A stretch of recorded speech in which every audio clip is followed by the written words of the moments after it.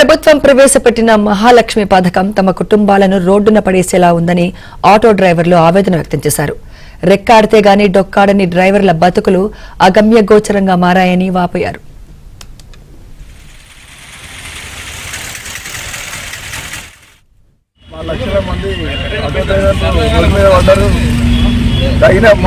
Mahalakshmi schemes మొత్తమే రద్దు చేసి మా ఆటో డ్రైవర్లకు ఏం సహాయం ఇవ్వకున్నా సరే మొట్టమొదటిసారిగా మాకు ఏడాదిగా నడుచుకుంటాము.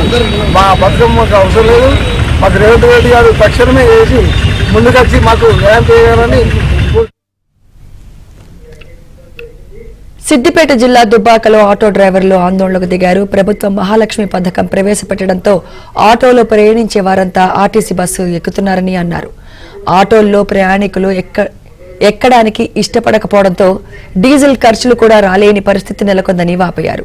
కుటుంబ పోషణతో పాటు ఆటోకు కట్టాల్సిన నెల బకాయిలు కూడా కట్టలేకపోతున్నామని అన్నారు.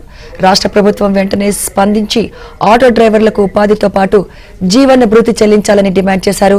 లేదంటే రాష్ట్ర వ్యాప్తంగా ఆటో డ్రైవర్లు ఆందోళన చేస్తామని హెచ్చరించారు. గవర్నమెంట్ కాంగ్రెస్ పాలన వచ్చిన తర్వాత మహాలక్ష్మి స్కీమ్ అనేది ఒక పెట్టి సరే ప్రజలకు లబ్ధి పొందే పథకం అని పెట్టేది, కానీ దీని ద్వారా ఆటో డ్రైవర్ల కుటుంబాలు రోడ్డు మీద పడతాయని ఊహించకుండా పెట్టారా, మరి ఎలా పెట్టారన్నది అర్థం కాని పరిస్థితి.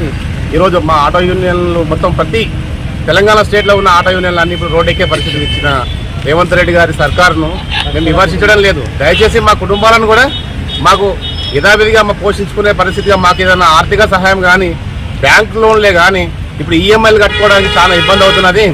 దీనికి ఎలాంటి తక్షణమే తొందరలో మహాలక్ష్మి స్కీమ్ ఎలా తొందర స్కీమ్ అమలు చేశారో అలాగే మాకు తొందరగా మా ఆటో డ్రైవర్ల పరిస్థితి ఎలాంటిదని కొద్దిగా తొందరగా నిర్ణయం తీసుకొని మమ్మల్ని మా కుటుంబం